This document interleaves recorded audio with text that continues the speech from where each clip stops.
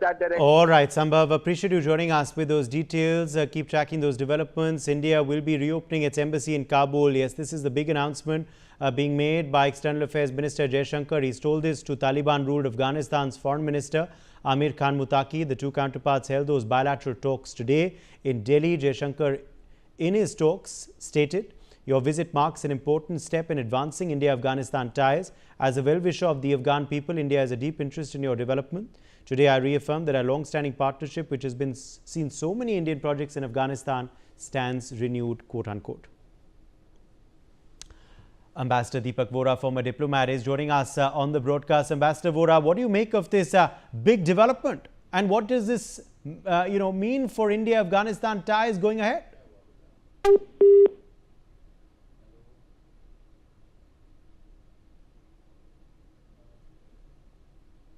Ambassador Vora, can you hear me?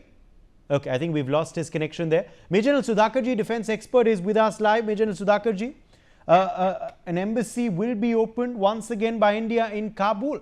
What do you make of this statement by us? Uday, good afternoon. Thank you for getting me on the phone up. And this is what is called as pragmatic leadership and the pragmatic geopolitics in the national interest of India. I would compliment the leadership for having taken a very practical course of action. So I take it that indirectly or directly it is indicative of giving due recognition to the dispensation in Afghanistan. It's a very good move and a realistic move, and it is going to address multiple threats and issues to the national security, external and internal. Plus, it will also enable us to engage with multiple stakeholders which are becoming relevant by the day in 21st century. It's good to say that the non-state actors are becoming legitimized. It is also good to say that non-state actors are no longer non-state actors. They have started becoming state actors. This is the new realism, new normal of 21st century. I think this is a golden milestone as far as India is concerned. We need to extend similar kind of course of action or decision making towards our other neighborhood for a very practical way forward and progressive and forward-looking roadmap, which will keep us engaged with all the relevant authorities for a meaningful and substantive engagement with all the stakeholders. Back to you. Major General Sudhakarji, as far as, of course, now our ties are concerned, obviously this does signify a closening of ties between India and Afghanistan once again. What is the way forward? Where all do you see convergence happening? Look, the very good question you have raised. The convergence is going to be in terms of the Central Asian Republic, the West Asia, and our western neighbor, because Pakistan, to say so in real simplistic expression, is an adversary to Afghanistan as on today, and sort of an eternal adversary of India.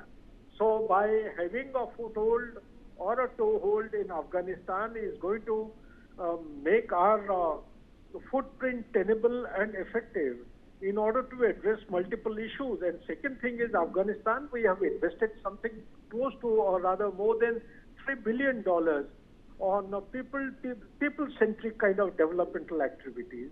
It will give us much more scope to enhance and extend assistance to Afghanistan to carry forward these pending projects.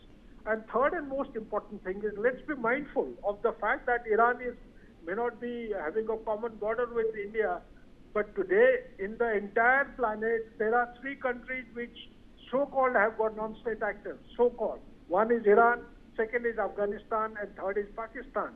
And Pakistan particularly, the non-state actor have become the effective tools. They were earlier called as tools. I would say they are an inseparable component of their mainstream foreign policy. Without that, they can't, because the military has started attending the funeral of the terrorists.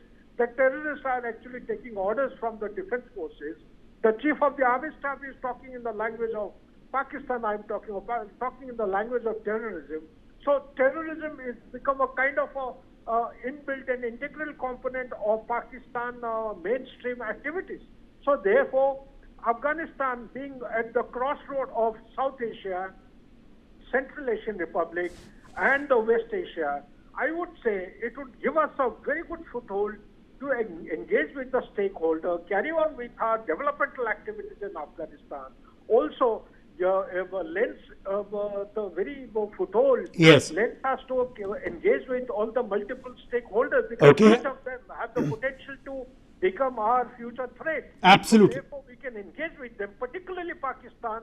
We need Yes. to make sure that Yes. we put in all our effort to stamp out the cross-border terrorism. Major General Sudhakar, appreciate you joining us with your perspective. Let me also join Major General P.K. Sehgal, defense expert with us live. Major General Sehgal, India will be reopening its embassy in Kabul.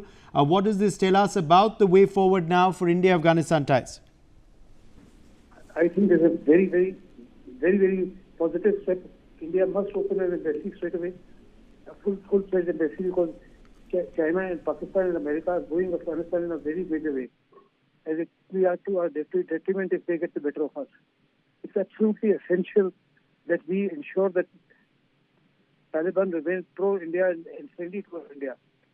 We cannot afford to have Taliban ever conducting cross-border raids against India or conducting any stealth activity against India.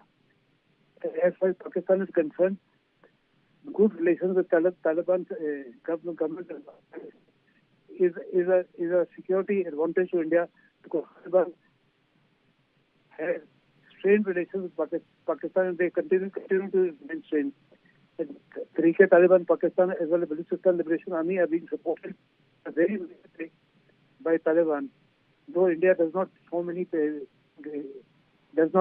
part of any activity against Pakistan.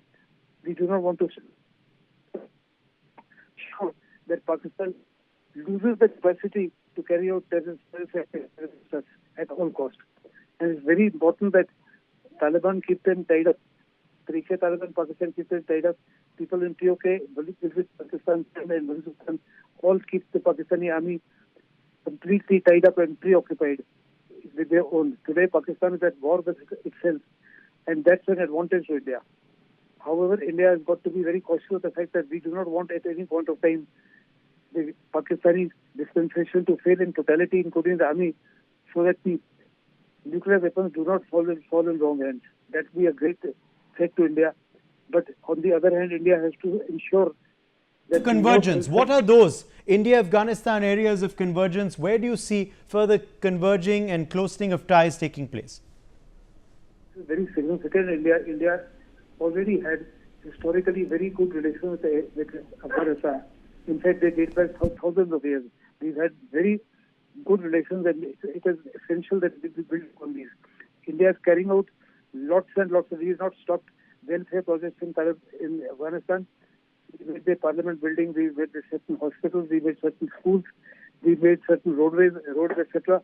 And we ought to continue. Even the Chabahar port has basically constructed to give India the capacity to reach Afghanistan without going through Pakistan, as well as connect us to North-South transport corridor. All this is very essential for India's security. And it's absolutely important that before China moves Taliban to an extent where it could be detrimental to India's security, absolutely, India has to ensure that Taliban continues to remain pro-India and pro-friendly towards as far as India is concerned. All right, Major General Sehgal, appreciate you joining us with your perspective on that story. Well, the Supreme Court has rejected a